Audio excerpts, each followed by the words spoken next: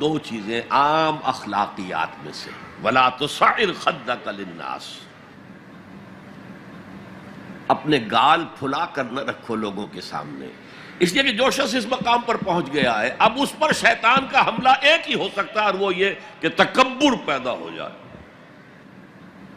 دوسرے انسانوں کو وہ حقارت سے دیکھے، یہ کن گندگیوں میں پڑے ہوئے ہیں، یہ نالی کے کیڑے ہیں، نفرت پیدا ہو جائے، تکبر پیدا ہو جائے۔ سعر جو ہے ایک بیماری کا نام تھا جو کہ گردن میں اونٹ کے ہوتی تھی، جس کے اونٹ ٹیڑھی ہو جاتی تھی، تو یہ جسے آپ کہتے ہیں کج رخی، کج کلاہی، ٹوپی بھی کج رکھی ہوئی ہے، اور کوئی آپ سے بات کرتا ہے تو اس کی طرف منہ کر کے جواب نہیں دیتے، ایسے ہی جواب دے دیا۔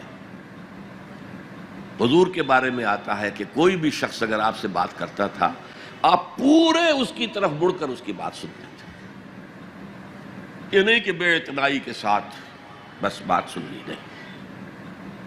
وَلَا تُصَعِّرْ خَدَّكَ لِلنَّاسِ وَلَا تَمْشِ فِي الْأَرْضِ مَرَحًا، اور زمین میں اترا کر نہ چلیو،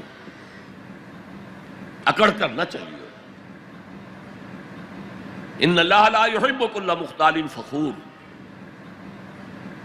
یقیناً اللہ کو بالکل پسند نہیں ہے مختال بنا ہے خیل سے، اختیال، گھوڑے کی چال میں ایک تمکنت ہوتی ہے، وہ تمکنت آپ اپنی چال میں اختیار کریں گے تو وہ آپ کے غرور ذہنی کا انڈیکس ہوگا، اندر کا غرور ظاہر ہوگا کہ اس چال سے، گھوڑے کی تمکنت والی چال، وَلَا تَمْشِ فِي الْأَرْضِ مَرَحًا ان اللہ لا يحب كل مختال فخور، فخر کرنے والا، علم پر فخر ہو رہا ہے، تقوی پر فخر ہو رہا ہے، مال پر فخر ہو رہا ہے، اپنے سوشل سٹیٹس پر فخر ہو رہا ہے، اللہ کو پسند نہیں۔ وَاقْصِدْ فِي مَشْيِكَ، اپنی چال میں میانہ روی اختیار کرو، نہ بہت تیز نہ بہت آہستہ، لیکن یہ اصل میں مراد ہے پوری زندگی میں ایک میانہ روی۔ اگر کوئی تنگی ہے تو بالکل ہاتھ کھینچ نہ لو، اگر کشادگی ہو گئی ہے تو اسراف اور تبذیر سے کام مت لو، میانہ روی اختیار کرو، درمیانی راستہ، اپنی چال میں، اپنی روش میں کہہ لیجئے، اپنی روش میں میانہ روی اختیار کرو۔ وَاغْضُضْ مِنْ صَوْتِكَ، اور اپنی آواز کو پست رکھو۔ یہاں تھوڑی سی وضاحت ضروری ہے۔ حدیث ہمیں یہ ملتی ہے کہ حضور جب خطبہ دیتے تھے تو الفاظ عَلَىٰ صَوْتُهُ، آپ کی آواز بہت بلند ہو جاتی تھی، وَاحْمَرَّتْ عَيْنَاهُ، آپ کی دونوں آنکھیں سرخ ہو جاتی تھی، آپ اس طرح خطبہ دیتے تھے جیسے کوئی سپہ سالار اپنی فوج کو لڑنے پر آمادہ کر رہا ہو۔ لہذا یہ وقت وقت کی بات ہے۔ یہاں مراد کیا ہے؟ کسی وقت آپ کا کوئی آرگومنٹ کسی کے ساتھ ہو رہا ہے and you feel that you are losing the ground، آپ اپنی آواز بلند کر دیتے، اس کو اپنی آواز سے دبانا چاہتے، یہ نہیں۔ فرمایا وَاقْصِدْ فِي مَشْيِكَ وَاغْضُضْ مِنْ صَوْتِكَ ان انکر الاصوات لصوت الحمیر، آواز کا بلند ہونا کوئی آواز کا حسن نہیں ہے، اگر ایسا ہوتا تو گدھے کی آواز بہت بلند ہوتی ہے لیکن کسی کو پسند آتی ہے، اور یہاں انکر کا لفظ آ گیا، وہی منکر، ناپسند ہونا، اس میں سے انکر افعل کے وزن پر، کبیر سے اکبر، صغیر سے اصغر، علیم سے اعلم۔ اب اس کا تجزیہ کیجئے ان 8 آیات کا۔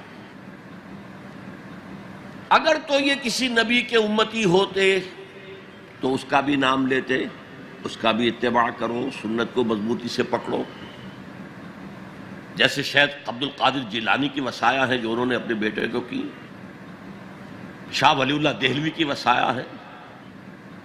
کسی نبی کے امتی ہوتے تو یہ کہتے، نبی ہوتے تو جو کتاب اتری ہوتی کہتے تمسک بالکتاب، دیکھنا مضبوطی سے پکڑے رکھنا کتاب، یا خذ الکتاب بقوہ وآتیناہ الحکم صبیہ، کتاب کو مضبوطی سے تھامو، اس کی کوئی یہاں تلقین نہیں ہے۔ اچھا، جزائے اعمال کے بارے میں تو کہا اعمال ضائع نہیں ہوں گے، انسانی اعمال نیکی کے ہوں بدی کے ہوں، ان کا نتیجہ نکل کر رہے گا، لیکن یوم قیامہ، آخرت، وزن اعمال، جنت، دوزخ، جو امور صرف نبی کے ذریعے معلوم ہو سکتے ہیں ان میں سے کسی ایک کا بھی ذکر نہیں۔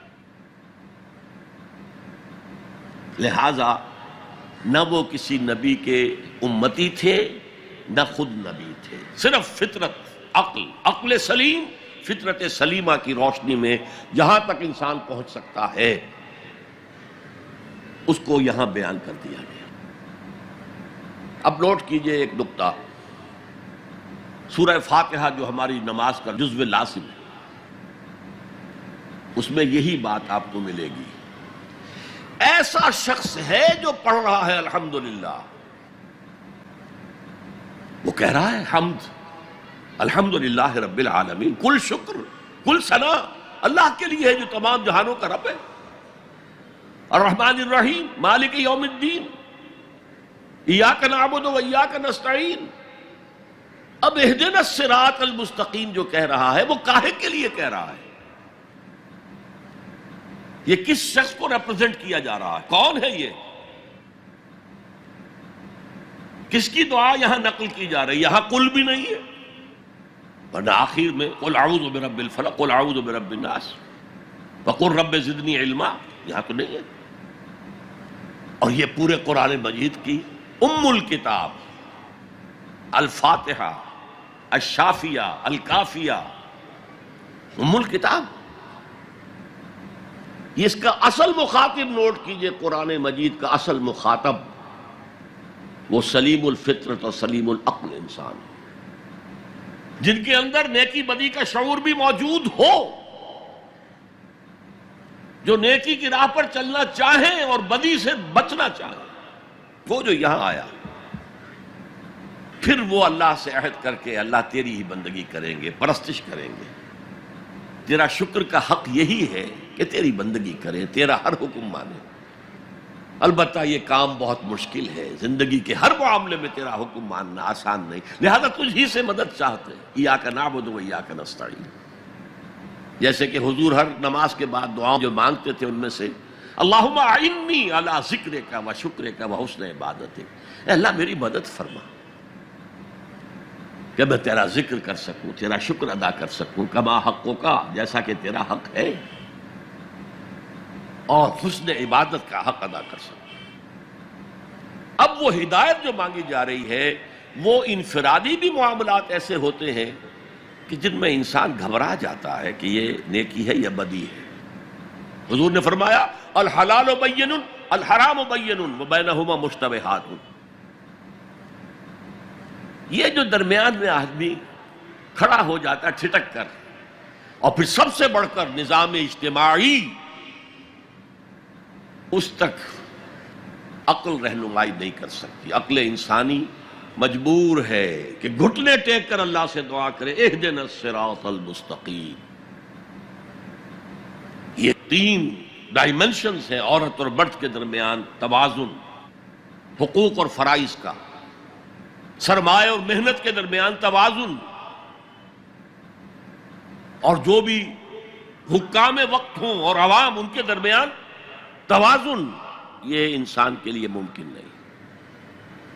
یہاں انسان مجبور محض ہے کہ ہاتھ جوڑ کر دعا کرے۔ اور دیکھیے اسی کا ثبوت کیا ہے، جب اس اہدنا الصراط المستقیم کا جواب شروع ہوا ہے، یہ تو سوال تھا نا، سائل بن کر ہم نے کہا، اور اب سورہ بقرہ سے جواب شروع ہو رہا ہے۔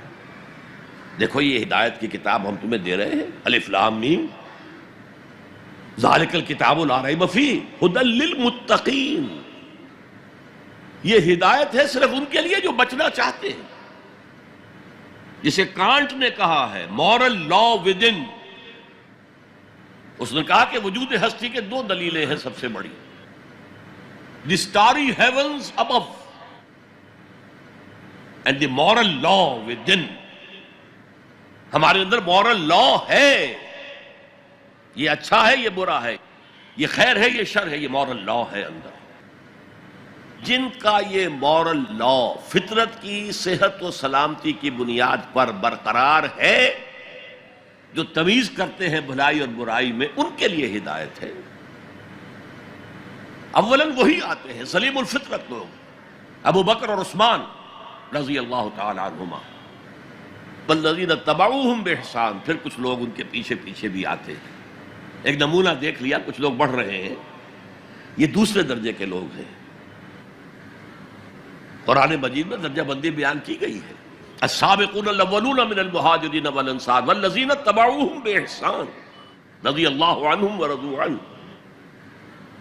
تو یہ سابقون الاولون جو ہیں، وہ سلیم الفطرت، وہ سلیم العقل انسان ہیں جو ان چیزوں تک پہنچ چکے ہیں، البتہ ابھی یقین کی دولت جو ہے حاصل نہیں ہوئی، اور یہی نقشہ کھینچا گیا ہے حضور کا، وَوَجَدَكَ ضَالًّا فَهَدَىٰ۔ ضال کا ترجمہ جو ہے گمراہ بھی کر دیا جاتا ہے، ضال اسے بھی کہتے ہیں کہ کوئی شخص کسی کے عشق میں دیوانہ ہو جائے، اور ضال وہ بھی ہے جو ابھی حق کی تلاش میں سرگرداں ہے۔ تو جو غور و فکر غار حرا میں ہو رہا تھا، حدیث میں آتا ہے تحنسو یتحنسو فی، جا کر آپ وہاں عبادت کرتے تھے، تو وہ عبادت کیا تھی؟ کان صفت تعبدہ فی غار حرا التفکر والاعتبار، غار حرا میں آپ کی عبادت کی صفت کیا تھی؟ غور و فکر کہ کائنات کیا ہے۔ وہی جو سے فلسفی، جن کوسچن سے فلسفی گریپل کر رہا ہوتا ہے، دو ہاتھ کر رہا ہوتا ہے، وہی حضور اس سارے فکر کے مراحل سے گزرے ہیں اور قریب پہنچ گئے ہیں، تو دروازے پر دستک دی ہے، دروازہ کھلا ہے۔ وَوَجَدَكَ ضَالًّا فَهَدَىٰ، پردے اٹھا دیے اور ہدایت دے دی۔ اچھا، یہ تو آپ کے سامنے تعلق جو ہے ایمان کا عقل و فطرت کے ساتھ میں سمجھتا ہوں کہ کسی نہ کسی درجے میں واضح ہو۔ اب میں آپ کو اس کا سنتھسس بتاتا ہوں۔ یہ عقل و فطرت جو ہے، اللہ کو پہچاننا کلیتاً فطرت پر مبنی ہے۔ انسان کی فطرت میں، اس کی روح میں اللہ کی معرفت، اللہ کی محبت موجود ہے، اس پر ظہول کے پردے پڑ گئے ہیں، تم ادھر متوجہ ہی نہیں ہوتے، تم نے کبھی اپنے قلب کی گہرائیوں میں اتر کر دیکھا ہی نہیں، تم تو باہر کی دنیا میں مگن ہو، مادی دنیا میں لگے ہوئے ہو۔ کچھ تو بقول شاہ ولی اللہ وہ حیوانیت کی سطح پر آ جاتے ہیں بیچارے، صبح سے شام تک کی کمر توڑ دینے والی محنت کے بعد بھی ان کی بنیادی ضرورتیں زندگی کی پوری نہیں ہوتی، وہ کیا کسی سے لو لگائیں گے، کیا خدا کو یاد کریں گے۔ کاد الفقر ان یکون کفرا، یہ فقر اور احتیاج اور مفلسی تو انسان کو کفر تک پہنچا دیتا، حضور کی حدیث۔ تو تم ادھر متوجہ ہو، ہماری طرف متوجہ نہیں ہوتے۔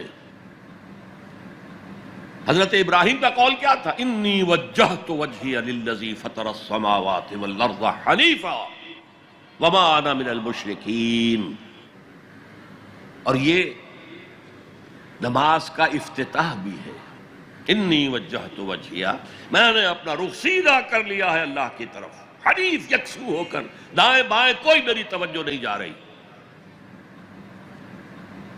یہ ہے در حقیقت اس عبادت کا تقاضا، جو کہ شکر کا لازمی نتیجہ۔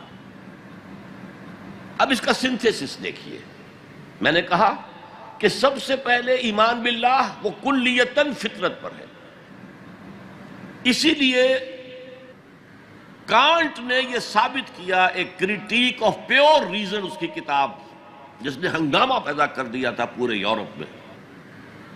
اس وقت تک کرسچینٹی ڈومیننٹ تھی اور مذہب ایک اہم عنصر تھا انسانی زندگی کا۔ اس نے کہا اللہ کے وجود کے لیے جتنے منطقی دلیلیں دی گئی ہیں سب غلط ہیں، میں سب کو کاٹ کر دکھاتا ہوں۔ جیسے ہم کہتے ہیں لوہے کو لوہا کاٹتا ہے، منطق نے منطق کو کاٹ دیا۔ There is no logical reason to prove the existence of God. Critique of pure reason, میں نے کہا تھا پیور ریزن، عقل خالص جو فطرت سے رہنمائی نہیں لے رہی. وہ فلسفہ جو ہے اس کی منزل کیا ہے؟ ایگنوسٹسزم یا اسکیپٹسزم، لادریت یا ارتیابیت. پھر اس نے ایک کتاب لکھی بعد میں، کریٹیک آف پریکٹیکل ریزن. اس نے کہا کہ عملی طور پر انسان اخلاق حسنہ اختیار کر ہی نہیں سکتا جب تک کہ خدا کو نہ مانے. یہ نیسیسٹی ہے انسان کو کہ مانے. علامہ اقبال نے اس کو تسلیم کیا ہے، کانٹ کے اس دعوے کو. وہ ان کی کتاب ہے reconstruction of religious thought in Islam, کہ کوئی منطقی دلیل خدا کے وجود کو ثابت نہیں کر سکتی. متکلمین نے کوششیں کی ہیں، لیکن دلیل کو کاٹ دیتی ہے، منطق کا توڑ کر دیتی ہے. وہ صرف قرآن نے لفظ آیت استعمال کیا جو میں نے بیان کیا تھا. اس کائنات میں ہر شے اللہ کی نشانی ہے. جیسے آپ کو اپنے کسی دوست کی دی ہوئی کوئی شے دیکھتے ہی دوست یاد آ جاتا ہے، ایسے ہی آفاق و انفس میں اللہ کی نشانیاں ہیں. تمہارے اندر بھی اللہ کی نشانیاں ہیں. ذرا توجہ تو کرو، آفاق کو دیکھو، کھول آنکھ، فلک دیکھ، زمین دیکھ، فضا دیکھ. افلا ينظرون الى الابل كيف خلقت والى السماء كيف رفعت والى الجبال كيف نصبت والى الارض كيف سطحت فذكر انما انت مذکر. کیا یہ دیکھتے نہیں، غور نہیں کرتے اونٹ کو کیسے پیدا کیا گیا ہے، کتنا اپنے ماحول کے ساتھ مناسبت رکھتا ہے. 7 دن نہ کچھ کھانے کو ملے نہ پینے کو ملے، اسے کوئی پرواہ نہیں. اس صحرا لقدق صحرا کا جہاز، وہ دیکھتے نہیں آسمان کیسے بلند کر دیا گیا، دیکھتے نہیں پہاڑ کیسے گاڑ دیے گئے، دیکھتے نہیں زمین کیسے پھیلا دی گئی. اے نبی آپ یاد دہانی کرائیے، یہ نشانیوں کی طرف متوجہ کر دیجئے. آپ سوائے یاد دہانی کرانے والے کے اور کچھ نہیں ہے. آپ کے ہاتھ میں اختیار نہیں ہے کہ آپ اللہ کو منوا لیں. یہ تو تمہارے اندر سے فطرت سے ابھر کر گواہی آئے گی.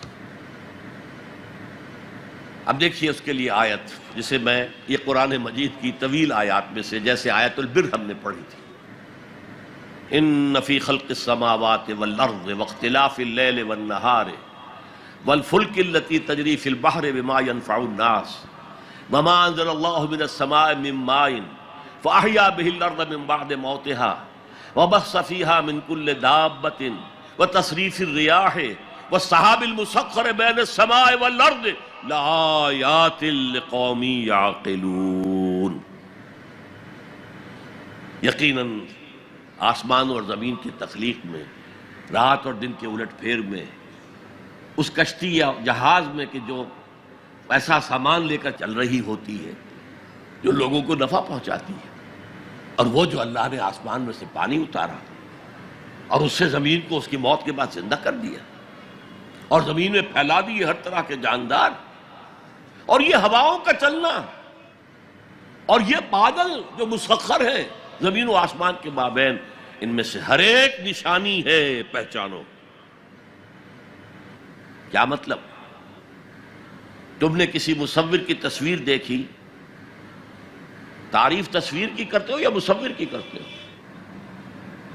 مصور کا کمال ہے، تصویر میں کیا ہے؟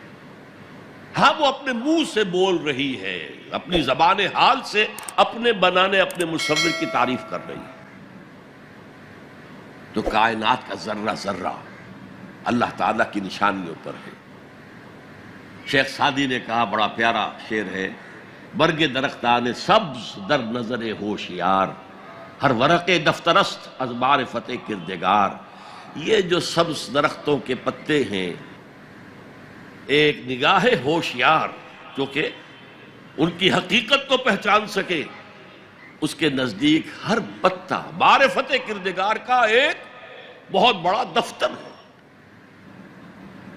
اور آج ہمیں معلوم ہے ہر پتا ایک فیکٹری ہے، فوٹو سنتھسس کا عمل اس میں ہو رہا ہے، سورج کی انرجی کو جذب کیا جا رہا ہے. برگ درختان سبز در نظر ہوشیار ہر ورق دفترست از معرفت کردگار. وہ جو آیت میں نے آپ کو سنائی اسے میں نے نام دیا ہے آیت الآیات۔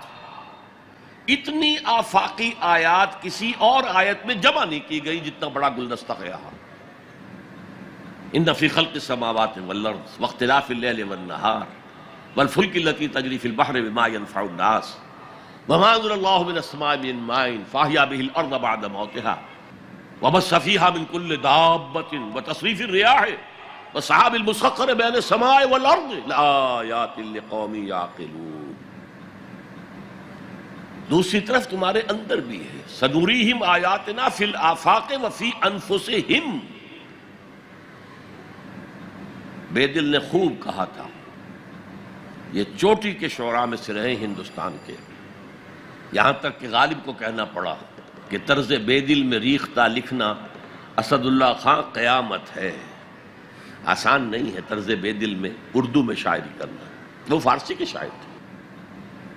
ستمست گر ہوست کشد کے بسیر سرگ و سمندرا تجھے غنچہ کم نہ دمیدئی در دل کشا بچمن درا۔ کتنے ستم کی بات ہے، تمہاری خواہش آمادہ کرتی ہے کہ چلو چمن میں دیکھو، پھولوں کی بہار دیکھو، درختوں کی بہار دیکھو، گھاس کے اوپر چہل قدمی کرو۔ ارے تم خود ایک پھول سے زیادہ کھلے ہوئے ہو۔ کبھی اپنے دل کا دروازہ کھول کر اس میں داخل ہو کر اپنے حسن معنوی کا مشاہدہ کرو۔ ستمست گر ہوست کشد کہ بے سیر سر و سمندرا تجھے غنچہ کم نہ دمیدئی۔ دمکتا ہوا غنچہ ہو تم خود در دل کشا بچمندرا۔ آیات الہیہ اندر بھی موجود ہے۔ اچھا، ان آیات کے ذریعے سے اللہ کی پہچان ہو گئی، اللہ یاد آ گیا، تھا اندر موجود، اللہ کی علم اور معرفت موجود تھی، پردے آ گئے تھے، ظہور تھا۔ یا جیسے ایک جگہ کہا گیا کلا بل رانا علی قلوبہم، ان کے دلوں کے اوپر جو بھی بدکاریاں وہ کرتے رہے ہیں اس سے زنگ لگ گیا، حجابات آ گئے۔ شیخ علی حجویری رحمت اللہ علیہ، جنہیں داتا گنج بخش کہا جاتا ہے، اگرچہ یہ لفظ نہیں کہنا چاہیے، انہوں نے کتاب کا نام کیا رکھا؟ کشف المحجوب۔ جو پردے میں آیا ہوا ہے، اوٹ میں آیا ہوا ہے، اسے کھولنا۔ تم اوٹ میں ہو، تمہارے اندر موجود ہے اللہ کی معرفت۔ البتہ اس کا ایک نتیجہ یہ نکلنا چاہیے، اب تمہارے لیے محبوب ترین ہستی اللہ ہو جائے۔ چنانچہ اس کی اگلی آیت جو ہے اس پورے تصور کو، وَمِنَ النَّاسِ مَن يَتَّخِذُ مِن دُونِ اللَّهِ أَندَادًا يُحِبُّونَهُمْ كَحُبِّ اللَّهِ۔ لوگوں میں وہ بھی ہیں جو اللہ کے سوا کوئی مد مقابل گھڑ لیتے ہیں، پکڑ لیتے ہیں، اور ان سے وہ محبت کرنے لگتے ہیں جو اللہ سے کرنی چاہیے۔ اپنے نفسی کو معبود بنایا ہوا ہے، دولت کو معبود بنایا ہوا ہے، دولت پرست، زر پرست، نفس پرست، وطن کو معبود بنا لیا ہے، وطن پرست، قوم کو معبود بنا لیا ہے، قوم پرست، بہت چھلانگ لگائی تو انسان پرست یا انسان دوست، ہیومنزم، اور اس کو پوج رہے ہیں، اس کے لیے بھاگ دوڑ کر رہے ہیں۔ وَمِنَ النَّاسِ مَن يَتَّخِذُ مِن دُونِ اللَّهِ أَندَادًا يُحِبُّونَهُمْ كَحُبِّ اللَّهِ وَالَّذِينَ آمَنُوا أَشَدُّ حُبًّا لِلَّهِ۔ جو اللہ کو مان لیتے ہیں اور پہچان لیتے ہیں، ان کی شدید ترین محبت اللہ کے ساتھ ہوتی ہے۔ یہ پہلا ہے ایمانیات کے ضمن میں، فطرت کی بنیاد پر اللہ کا پہچاننا، عقل کی بنیاد پر پہچاننا، وہ ہر شے پر قادر ہے، ہر شے کا جاننے والا ہے، اس کی حکمت کامل ہے، اس کائنات کو دیکھو اور پہچانو، اس کی قوت میں کہیں کوئی کمی نظر آتی ہے، اس کی حکمت میں کوئی کمی نظر آتی ہے، کوئی شے تم کر سکتے ہو پوائنٹ آؤٹ کہ یہ کام یوں نہ ہوتا، یوں ہوتا تو بہتر ہوتا، یہ عقل پھر پہچانتی ہے۔ لیکن اس کی ایگزسٹنس کے لیے یہ صرف ہماری اندرونی شہادت ہے۔ اب آگے چلیے، اس سے اگلا قدم ہے ایمان بالآخرہ۔ عجیب بات ہے یہ کہ یہ جو میں نے آیت الآیات آپ کو سنائی، یہ سورہ بقرہ کے 20ویں رکوع کی پہلی آیت ہے۔ دوسری آیت وہ ہے وَمِنَ النَّاسِ مَن يَتَّخِذُ مِن دُونِ اللَّهِ أَندَادًا يُحِبُّونَهُمْ كَحُبِّ اللَّهِ وَالَّذِينَ آمَنُوا أَشَدُّ حُبًّا لِلَّهِ۔ سورہ آل عمران سورہ بقرہ کا جوڑا ہے،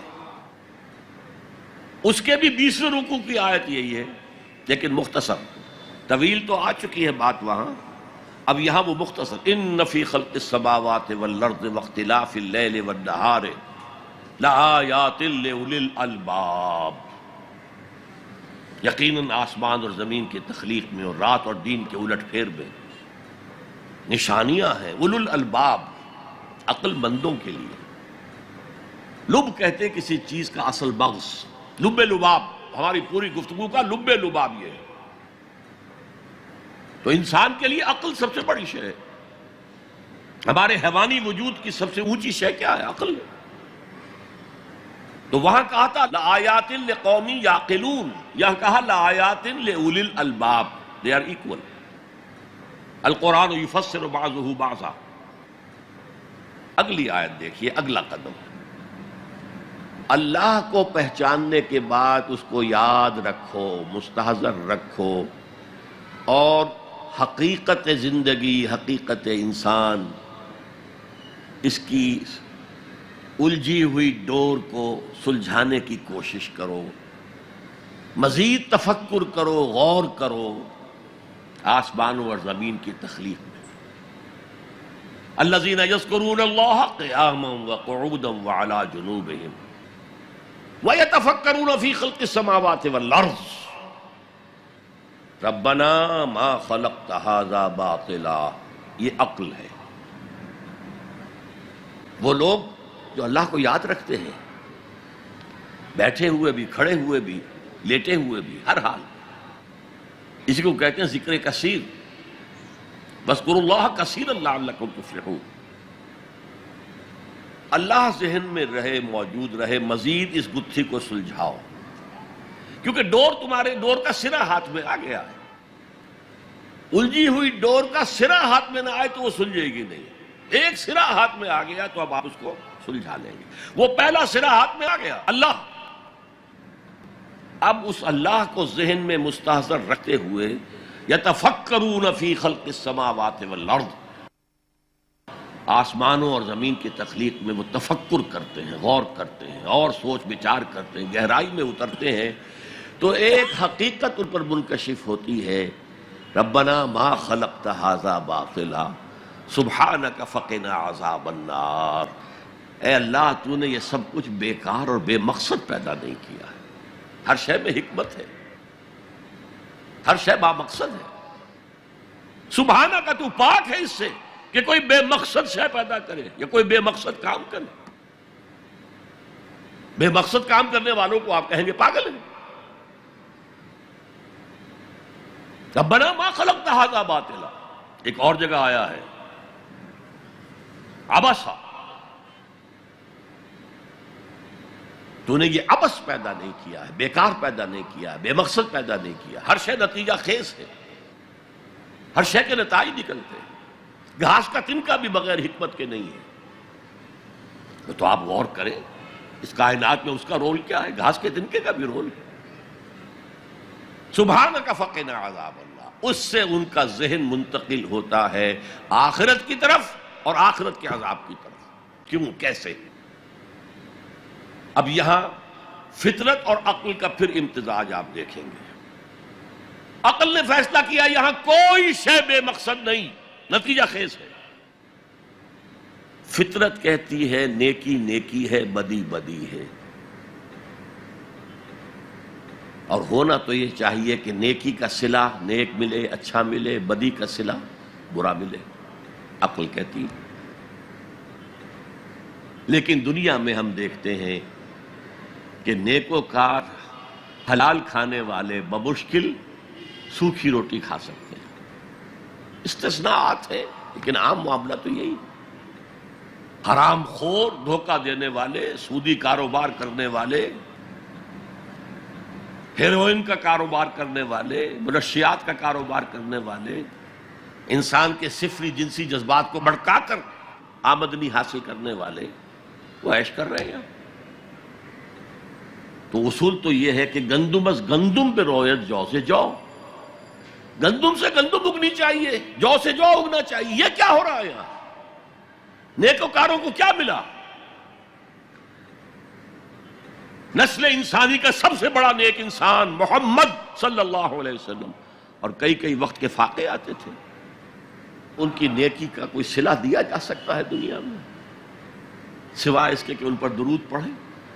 اللہم صلی علی عبدک و نبیک و رسولک و خلیلک محمد و بارک وسلم. درود پڑھیے.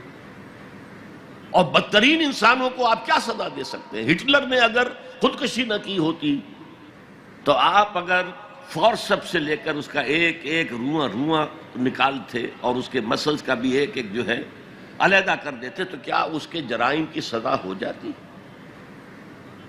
کروڑوں انسان قتل ہوئے، لاکھوں نہیں. پورا یورپ برباد ہوا ہے، تباہ ہوا. خود اس کا ملک جو ہے وہ سب سے زیادہ تباہی کا جو ہے وہ نشانہ بنا. تو دنیا میں ہم نے جزا و سزا کا کچھ نظام قائم کیا ہے، لیکن یہاں نہ جزا اتنی دی جا سکتی ہے جتنا کہ کوئی شخص مستحق ہے، جس نے پوری زندگی اسی میں لگائی کہ خیر کا پرچار کیا اور بدی سے روکا لوگوں کو. یہی اپنا وقت صلاحیت وہ پیسہ کمانے میں خرچ کر سکتا تھا، اس نے لگا دیا اپنے آپ کو. کون اسے صلہ دے گا یہاں؟ اور کیا صلہ ہوگا اس کا؟ اور جن لوگوں نے لوگوں کو گمراہ کیا، شیطان کے چیلے بن گئے، ہزاروں لاکھوں انسانوں کو گمراہی کی طرف دھکیل دیا، ان کو یہاں کیا سزا دی جا سکتی؟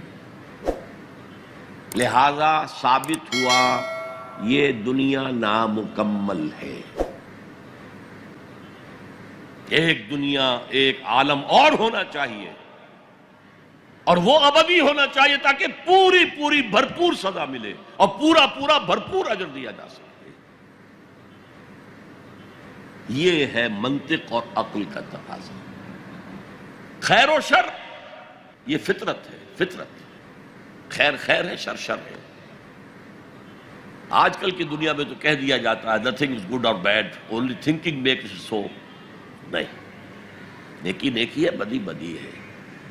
اور انسان فطری طور پر جانتا ہے کہ یہ نیکی ہے، یہ بدی ہے. یہ مورل لا ہے. میں نے کانٹ کا حوالہ دیا، دی مورل لا ود ان، ہمارے اندر ہے. یہ اس کا تقاضا یہ ہے کہ نیکوکاروں کو ان کی نیکی کی جزا ملے، بدکاروں کو ان کی بدی کی سزا ملے.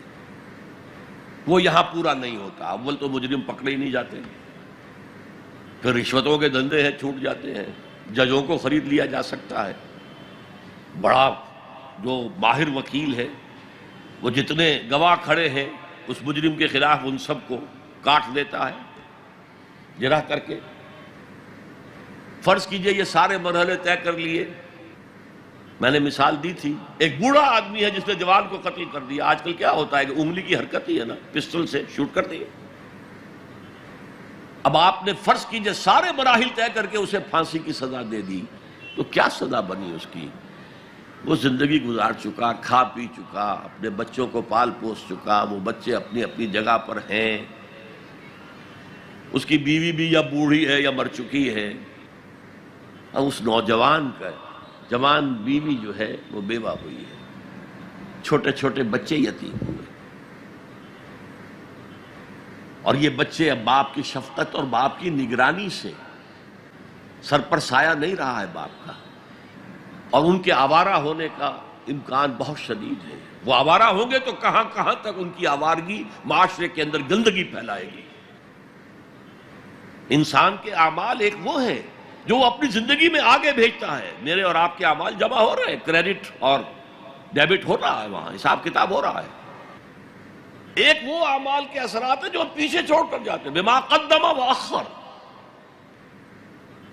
وہ جو پیچھے اثرات ہیں. آج جو کوئی نماز پڑھ رہا ہے وہ حضور کے طفیل ہی پڑھ رہا ہے. جو روزہ رکھ رہا ہے وہ حضور کے طفیل روزہ رکھ رہا ہے. حضور ہی نے سکھایا تھا. اسی لیے کہتے ہیں اللہم صلی علی محمد بعدد من صلی وصام. بارک علی محمد بعدد من قام، سجدہ و قام کہہ لیجئے، رکع و قام کہہ لیجئے، اے اللہ محمد پر درود بھیج ان سب کی تعداد کے حساب سے جو نماز پڑھ رہے ہیں، روزہ رکھ رہے ہیں، اس لیے کہ وہ محنتیں مشقتیں 23 برس کی تھیں جن کا یہ نتیجہ نکل رہا ہے۔ تو یہ ہے ایمان باللہ سے ایمان بالآخرت تک ہے، فطرت اور عقل کی رہنمائی۔ الذین یذکرون اللہ قیاما وقعودا وعلی جنوبہم ویتفکرون فی خلق السماوات والارض ربنا ما خلقت ھذا باطلا سبحانک فقنا عذاب النار ربنا انک من تدخل النار فقد اخزیتہ وما للظالمین من انصار۔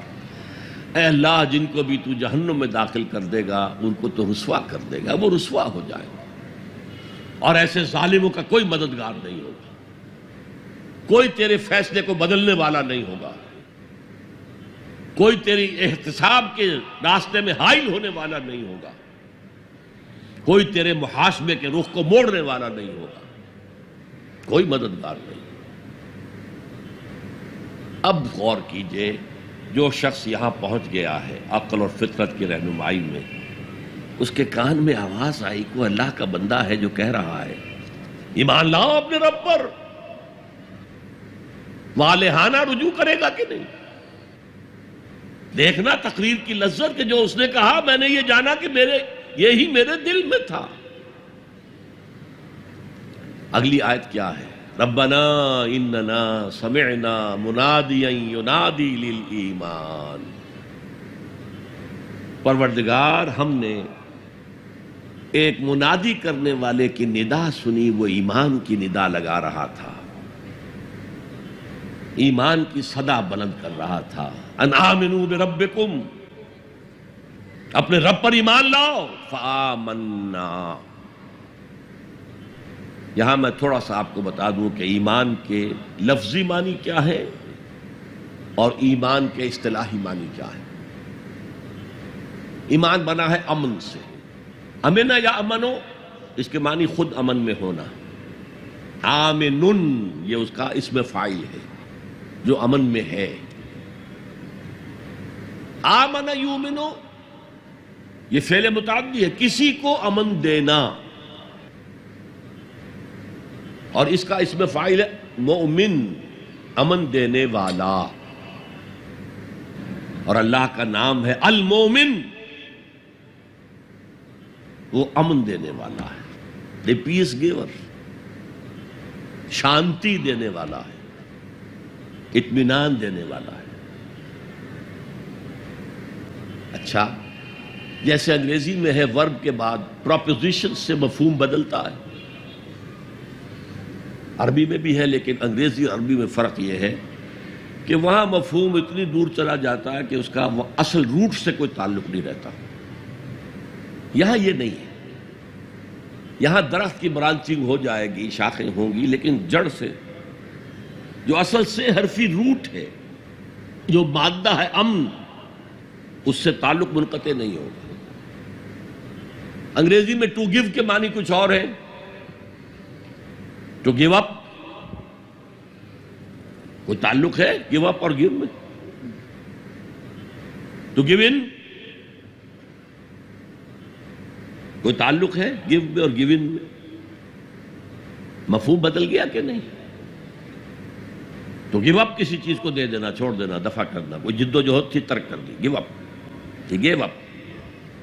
گیو ان کسی کے سامنے سر جھکا دینا، اطاعت قبول کر لینا۔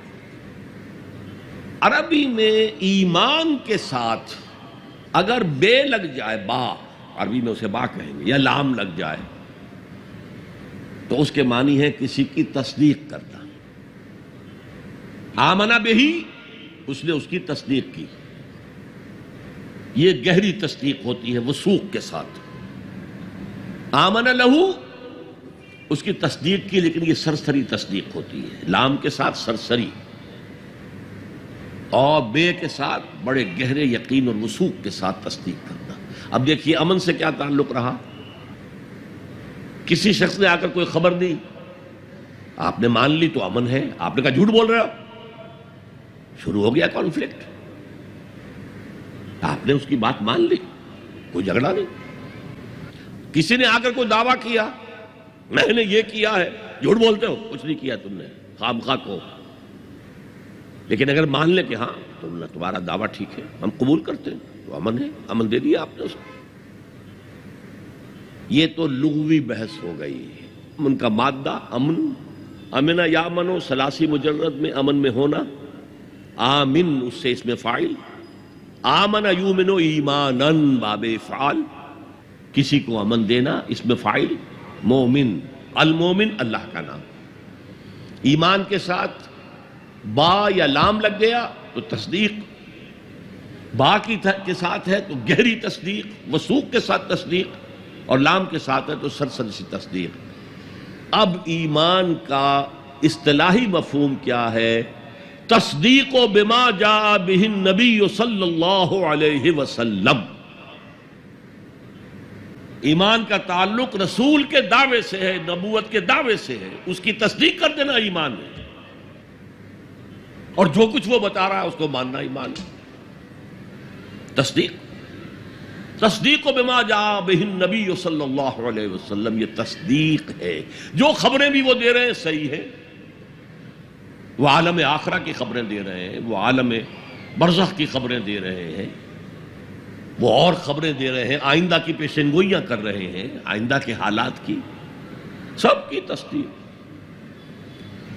ویسے تو یہ کہ یہ تصدیق حضور بما جا, جو بھی لائے حضور, لیکن حضور لائے ہیں عمل بھی اور فکر و نظر کا سامان بھی, وہ فلسفیانہ سوالوں کا جواب بھی, میٹا فزکس بھی لے کر آئے. ایمان کا جو ہے اطلاق وہ صرف میٹا فزیکل جو تعلیم ہے اس پر ہوتا ہے, اور وہ تمام نبیوں کی ایک ہی رہی ہے. اللہ پر ایمان, جو وقت کا رسول ہے اس پر ایمان, جو بھی کتاب ہے اس پر ایمان, آخرت کا ایمان, بعث بعد الموت کا ایمان. اسی طریقے سے جنت اور دوزخ کا یقین, حساب کتاب کا یقین, وزن اعمال کا یقین. یہ چیزیں ہیں کہ جو ایمان میں اصطلاحاً شامل ہیں, اگرچہ وہ اصطلاح جو ہے وہ کور کرتی ہے شریعت کو بھی, احکام کو بھی, ڈوز کو بھی, ڈونٹس کو بھی, یہ کرو یہ نہ کرو, لیکن جو استعمال ہے وہ در حقیقت ایمان کا اس میٹا فزیکل کانسیپٹ پر ہے. اب یہاں فرمایا ربنا اننا سمعنا منادیا ینادی للایمان ان آمنوا بربکم فآمنا. پروردگار, ہم نے سنا ایک منادی کرنے والے کو, وہ ندا لگا رہا ہے, صدا لگا رہا ہے ایمان کی, کہ لاؤ ایمان اپنے رب پر, یقین کرو اپنے رب پر, توثیق کرو اپنے رب کی, تصدیق کرو اپنے رب کی. فآمنا, تو ہم ایمان لے آئے ہیں. ربنا فاغفر لنا ذنوبنا, تو اے رب ہمارے گناہوں کو بخش دے. اب تک ہم غفلت میں تھے, جو کوتاہیاں سرزد ہوئی ہیں, جو خطائیں ہوئی ہیں, معاف فرما. وکفر عنا سیئاتنا, ہمارے دامن کردار پر جو داغ اور دھبے ہیں انہیں دور کر دے, ہٹا دے, اور ہمارے نامہ اعمال پر جو دھبے لگے ہوئے اللہ اسے دھو دے, ہمارے اعمال نامے کو پاک اور صاف کر دے. ربنا فاغفر لنا ذنوبنا وکفر عنا سیئاتنا وتوفنا مع الابرار. ہمیں وفات دی جو, یعنی موت تک ہم اس پر قائم رہے, اور جو تیرے ابرار بندے ہیں بہت نیک, ان کے ساتھ ہمیں وفات دی. ربنا فاغفر لنا ذنوبنا وکفر عنا سیئاتنا وتوفنا مع الابرار. ربنا وآتنا ما وعدتنا على رسلك ولا تخزنا یوم القیامہ. اور اے رب ہمارے, ہمیں وہ سب کچھ دیجو جس کا تو نے وعدہ کیا تھا ہمارے ساتھ اپنے رسولوں کے ذریعے. تمہیں جنت دیں گے, ان میں یہ نعمتیں ہوں گی, تمہیں اللہ کا دیدار نصیب ہوگا. جو آخری نعمت اہل جنت کو ملے گی وہ دیدار الہی ہے. یہ سب سے بڑی نعمت ہے, سب سے بڑی دولت ہے. آتنا ما وعدتنا علی رسلک ولا تخزنا یوم القیامہ، اے اللہ قیامت کے دن ہمیں رسوا نہ کیجیے۔ قرآن مجید میں آیا ہے حساب یسیر، آسان حساب،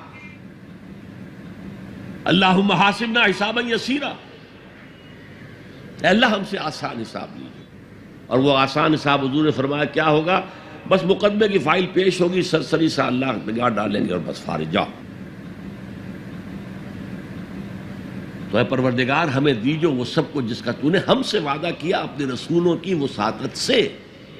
وَلَا تُخْزِنَا يَوْمَ الْقِيَامَةِ إِنَّكَ لَا تُخْلِفُ الْمِيعَادَ، یقیناً تو اپنے وعدے کی خلاف ورزی کرنے والا نہیں ہے۔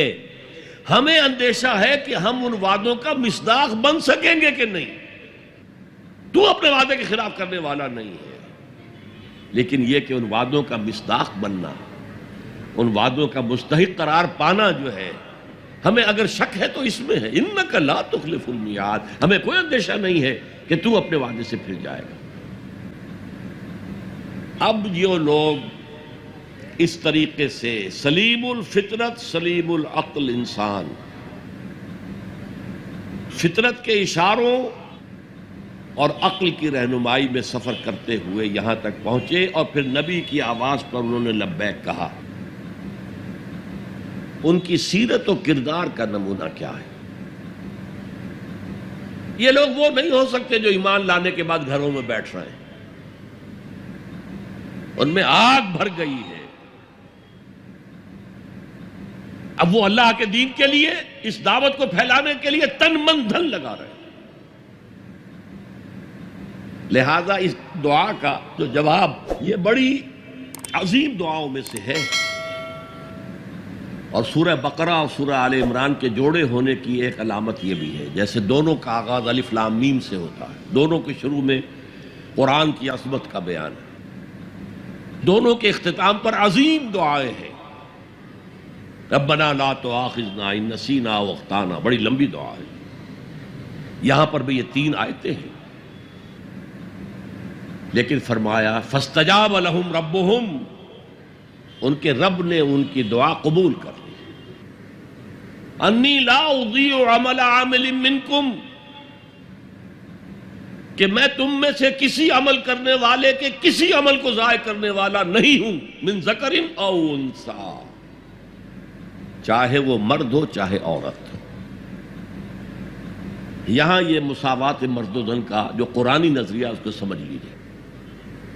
بحیثیت یہ انسان دونوں برابر ہیں، شرف انسانیت میں برابر کے شریک ہیں، مرد اونچا نہیں افضل نہیں، عورت نیچی نہیں گھٹیا نہیں، اخلاقی میدان میں دونوں برابر ہیں۔ جو میں نے انگریزی کی نظم سنائی تھی، no mysteries here, no special boon for the high and not for the low, نہیں، charities that soothe and bless and heal are scattered over the man like flowers، برابر، روحانی ترقی میں برابر ہے، صدیقیت میں برابر ہے، صرف نبوت عورت کو نہیں ملتی، اس لیے کہ نبوت کا فرض ادا کرنا بہت کٹھن ہے۔ جو معاشرے کی طرف سے مشرکانہ اور کافرانہ ماحول کی طرف سے جو پھر پریشر آتا ہے، جو پرسیکیوشن ہوتی ہے، جو ٹارچر ہوتا ہے، عورتوں کے لیے اس کا برداشت کرنا آسان نہیں، لیکن پھر بھی صحابیات نے اس کی مثالیں قائم کی ہیں۔ تاہم نبوت کی ذمہ داری، بھاری ذمہ داری، جس کو خود اللہ نے فرمایا اِنَّا سَنُلْقِي عَلَيْكَ قَوْلًا ثَقِيلًا، اے نبی ہم آپ پر ایک بہت بھاری بات ڈالنے والے ہیں، بہت بھاری۔ ان تمام اعتبارات سے مرد اور عورت میں کوئی فرق نہیں، من ذکر و انثی، جو نیکی عورت کمائے گی اس کے لیے ہے، جو غلطی کرے گی، خطا کرے گی، گناہ کرے گی، اس کا وبال اس پر ہے، جو نیکی مرد کمائے گا وہ اس کے لیے ہے، جو غلط کام کرے گا اس کا وبال اسی پر ہوگا۔ من ذکر و انثی، اور یہاں بڑا پیارا لفظ آیا ہے بعضکم من بعض، تمہیں فرق کیسے ہو سکتا ہے؟ تم ایک دوسرے میں سے ہو، ایک ہی باپ کے نطفے سے تو بیٹا بھی ہے بیٹی بھی ہے، اور ایک ہی ماں کے رحم میں تو پرورش پائی ہے بیٹے نے بھی اور بیٹی نے بھی، اونچ نیچ کیسے ہو جائے گی؟ ان سطحوں پر قرآن سب سے زیادہ مدعی ہے مساوات مرد و زن کا، لیکن ذمہ داریاں معاشرے میں کیا ہوں گی، دونوں کا دائرہ کار کیا ہوگا، ان کی جسمانی ساخت، ان کی نفسیاتی ساخت کے اعتبار سے ان کے فرائض، یہ چیزیں، اور خاص طور پر جو معاشرے کی یونٹ ہے، معاشرے کی اینٹ ہے، فصیل بنی ہوئی ہے اینٹوں سے، اینٹیں کمزور ہوں گی تو فصیل کمزور ہوگی۔ تو یہ جو ایک اینٹ ہے، ایک فیملی ہے، اس فیملی کے ادارے کو مستحکم رکھنے کے لیے اس کا head of the state, head of the institution ایک ہی ہوگا، اور وہ مرد ہے، عورت نہیں ہوگی۔ ایک مرد اور ایک عورت when they enter into agreement of marriage، یہاں پر عورت کا کام ہوگا شوہر کی تابع داری کرنا۔ میں تو حیران ہوا تھا جب میں نے اخبار میں پڑھا، جب سارا فرگوسن اور پرنس اینڈریو کی شادی ہونے والی تھی، اور یہ سارا فرگوسن جو تھی بڑی نٹ کھٹ قسم کی عورت تھی، لڑکی تو کیا تھی، وہ عورت تھی، تو اس کا ایک انٹرویو آیا تھا شادی سے پہلے۔ I am not going to say, I am not that timid type of woman, I am not going to say I will obey him۔ اس سے معلوم ہوا کہ عیسائیوں کی شادی میں وہاں تو معاملہ پردے کا نہیں ہے، لڑکا لڑکی دونوں سامنے کھڑے، پادری کے سامنے ایجاب و قبول دونوں کا اعلان اعلان ہو رہا، اور وہاں کہنا پڑتا ہے اسے I will obey him، میں اس کی اطاعت کروں۔ قرآن بھی کہتا ہے الرجال قوامون علی النساء، مرد حاکم ہیں عورتوں پر، فالصالحات قانتات، تو نیک عورتیں وہ ہیں جو اطاعت کرنے والی ہیں۔ بہرحال یہ بعضکم من بعض سے میں نے آپ کے سامنے رکھا کہ کوئی اونچ نیچ بنیادی نہیں ہے، وہ انتظامی اونچ نیچ ہے۔ تمام انسان برابر ہیں، لیکن دفتر میں ایک آفیسر ہے، ایک چپڑاسی ہے۔ As human beings they are equal, as citizens of state they are equal۔ ایک ہی ووٹ افسر کا بھی ہے، ایک ہی ووٹ چپڑاسی کا بھی ہے، لیکن وہاں دفتر میں افسر افسر ہے، چپڑاسی چپڑاسی ہے۔ اچھا، اب آ رہا ہے وہ نقشہ ایک کردار کا، جو صدیقین کی صفت کے لوگ ہوتے ہیں، جو اس طرح والہانہ لبیک کہتے ہیں نبیوں کی دعوت پر، ان کا کردار کیا ہوتا ہے؟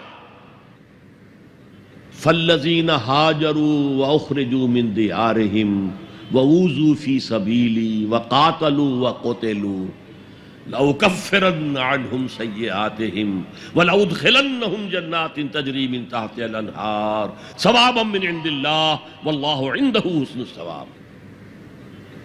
تو میں تو کسی بھی عمل کرنے والے کے کسی چھوٹے سے چھوٹے عمل کو بھی ضائع کرنے والا نہیں۔ یہ تو ہم سورہ لقمان کے رکوع میں پڑھ چکے۔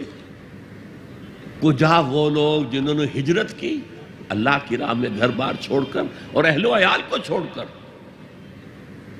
مکے کے بھیڑیوں کے رحم و کرم پر چھوڑ کر اللہ کی راہ میں ہجرت کی۔ فالذین ہاجروا واخرجوا من دیارہم، یا زبردستی نکال باہر کیے گئے اپنے گھروں سے، وَأُوذُوا فِي سَبِيلِي، جنہیں ایذائیں پہنچائی گئی ہیں میرے راستے میں، جو بیتی تھی بلال ابن رباح پر، جو بیتی تھی خباب بن الارت پر، جو بیتی تھی حضرت یاسر پر، حضرت سمیہ پر۔ فالذین ہاجروا واخرجوا من دیارہم وأوذوا فی سبیلی وقاتلوا، پھر انہوں نے قتال کیا میری راہ میں، فقتلوا، اور قتل بھی ہوئے جانے بھی دی، لأکفرن عنہم سیئاتہم، میں لازماً، یہ نون مشدد فعل مضارع کے آخر میں، لافعلن، اور شروع میں لام زبر کے ساتھ، میں یہ ضرور کروں گا، لاقتلن، جو کہا تھا لاقتلنک، یہ قابیل نے حابیل سے کہا میں تجھے لازماً قتل کر دوں گا، تو یہ انتہائی تاکید، لأکفرن عنہم سیئاتہم، میں لازماً ان سے ان کی برائیوں کو دور کر دوں گا۔ اور دونوں معنی ہوں گے، اگر ان کے کردار پر پچھلی زندگی کی وجہ سے کوئی داغ دھبے ہیں، کوئی عادتیں بری ہیں، میں صاف کر دوں گا، دھو کے ان کا دامن کردار سفید کر دوں گا، اور ان کے نامہ اعمال پر اگر کوئی دھبے لگے ہوئے ہیں، کوئی خطاؤں اور گناہوں کا کوئی داغ لگے ہوئے ہیں، انہیں بھی دھو دوں گا۔ لَأُكَفِّرَنَّ عَنْهُمْ سَيِّئَاتِهِمْ وَلَأُدْخِلَنَّهُمْ، اور لازماً داخل کروں گا ان سب کو جنات تجری من تحتها الانہار، ان باغات میں جن کے نیچے ندیاں بہتی ہوں گی، ثوابا من عند اللہ واللہ عندہ حسن الثواب، اور یہ بدلہ ہوگا اللہ کے پاس سے، اور یقیناً اللہ ہی تو ہے جس کے پاس بہترین بدلہ ہے۔ تم اپنے آپ کو اولاد میں انویسٹ کر دیتے ہو، اپنی پوری جوانی کی قوتیں اولاد کے اوپر صرف کر دیتے ہو۔ اولاد کتنی ایسی ہے جو والدین کی خدمت کرے پھر بڑھاپے میں کوئی بدلہ دے سکتی؟ ہاں، اللہ کے لیے جو کرو گے اس کا بدلہ محفوظ ہے، اور کسی کے لیے جو بھی کچھ کرو۔ انگلستان کی ہسٹری میں آتا ہے، کوئی ایک وزیر تھا بادشاہ کا، اور وہ بڑا خزانے کو بھرنے کے لیے کسی کو سادہ کرو، تم بڑے بخیل معلوم ہوتے ہو، تمہارے پاس بہت پیسہ ہوگا، دو بادشاہ کے لیے اتنے پیسے نکالو، اور کسی کو دیکھا ذرا اچھے لباس میں اور جاہو حشمت میں، تمہارے پاس بڑی دولتیں نکالو، خزانہ بھر دیے۔ بڑھاپے میں وہی بادشاہ جو ہے اس نے اسے جیل میں ڈالا، تو اس نے کہا had I served God as I served the king، اگر میں نے خدا کی وہ خدمت کی ہوتی جو میں نے بادشاہ کی ہے، تو وہ مجھے میرے اس بڑھاپے کی عمر میں اس طرح ذلیل و خوار نہ کرتا۔ کون بدلہ دے گا؟ واللہ عندہ، یہ بھی حصر کا اسلوب ہے کہ زید عالم ہے، اور بھی ہو سکتے ہیں، زید ہی عالم ہے، باقی نہیں ہے۔ واللہ عندہ، یقیناً صرف اللہ کے پاس ہے حسن ثواب، اچھا بدلہ، بھرپور بدلہ، پورا کا پورا بدلہ، وہ صرف اللہ کے پاس ہے۔ تو یہ ہے ایمان کا تعلق عقل اور فطرت کے ساتھ۔